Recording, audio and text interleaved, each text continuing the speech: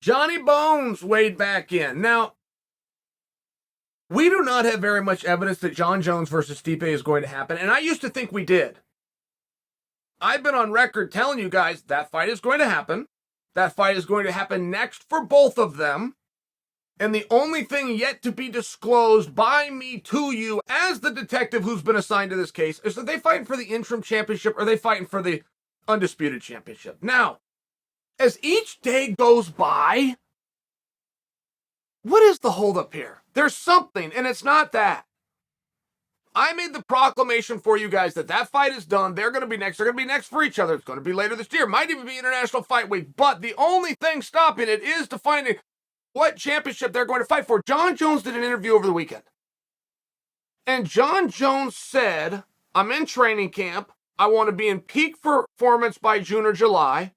Absolutely no discussions have gone on yet by the UFC and a contract for my next fight. He's telling the truth. He's not playing with the media. He doesn't have a fight. And he went a step further to tell us that those conversations and dialogue have not even started. Now, he's in training camp. Guy's in training camp forever the hell long he says he is. That's how training camp works. Like, you don't have to walk through a certain door and you like put a certain check on a calendar, or you have to achieve said workout. A lot of training camp is very mental. I mean, I'll share for me it was. I went to practice every single day at 3 o'clock, but I wanted 8 weeks of training camp. So I would put on my, one of those days is when it started. Nothing was different in my life. I had to start thinking about getting into the weight cut routine. I did two things different when training camp started. If I was tired outside of camp, I would stop. If I needed a round off, you'd take a round off. And at Team Quest, we were allowed to do that. Coaches yelling, everybody's going to pick around somewhere here and they're going to recover. I would take those rounds off. Once camp started, I would not. And secondly, if I got taken down, outside of camp, if I didn't want to work hard enough to get back to my feet, I wouldn't. Once that calendar set 8 weeks before, I got up off the bottom every single time. But those were the only two things that I did different. And those are mental. Those are psychological. And I think that you guys will accept how I just explained that. So when I tell you a guy's in training camp, whatever the hell he says he's in training camp, there's not actually a physical thing he has to do. There's some kind of a mental switch that he makes. John's been in training camp for 2 years. This is like Guinness Book style stuff. Nobody has ever been in training camp for this long. Now, this isn't where I'm taking my usual opportunity to kick Jon Jones. It's very legitimate. Jon had to do about 9 months just to bulk up. And that's extremely relevant. This is one of the reasons that I am so into, and I keep calling it the experiment. This hasn't been done before.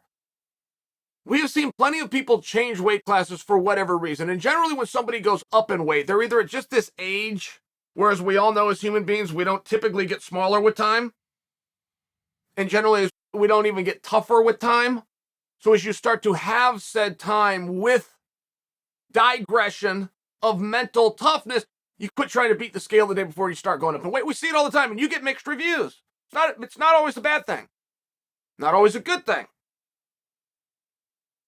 Jon did this willingly, post 30 years old, and was so serious about it that he walked away from a world championship and the contract that comes with defending said championship. He was committed. He proved it right there. He never left the USADA pool. He didn't take a fight. He had his back and forth with the organization. Nobody's been fighting as long as Jon Jones that doesn't have that period of time. And then he brings us all along the journey through his Instagram page. He wants to get to 240. That is the magic number. He gets to 240, but it's very relevant you understand this. When I say he had to set roughly 10 months aside, you have to be very careful. Very few people will ever be tasked with this. Some of you out there that got into bodybuilding or football, okay, maybe. Anybody else, very unlikely that you've ever purposely, with a goal in mind, tried to gain weight. It is a very difficult thing to do. As annoying and difficult as it is to lose weight, it is just as annoying and just as difficult to gain it. And it's particularly hard for an athlete like Jon Jones. Because you can read all the books until you're blue in the faces. I've written a book on nutrition. Nothing trumps calories in to calories out.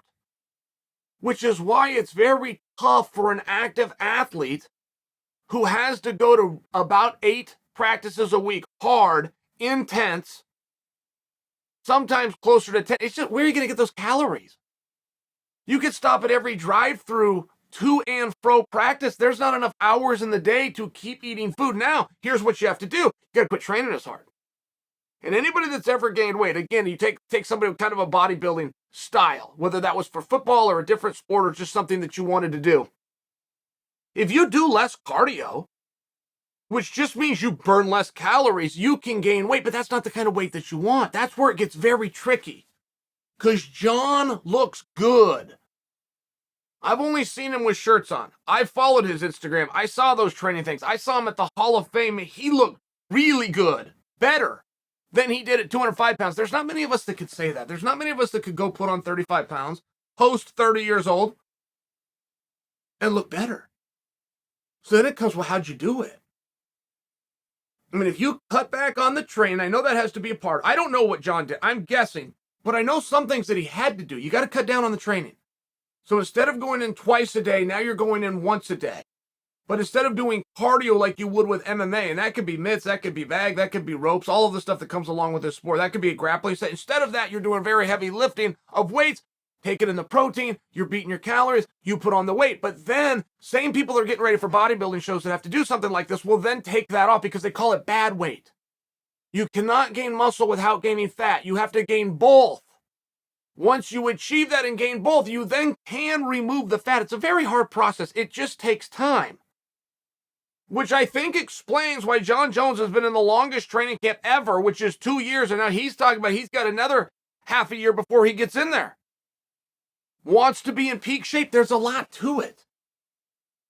And I come back and I still maintain, as I said a moment ago, I'm into this experiment. Nothing like this to this level has quite been done before. And moreover, whatever it is that is delaying, because see, there's good news and bad news with what Jon Jones said. He made one statement. He said, we have absolutely no talks with the UFC about a contract. That's different.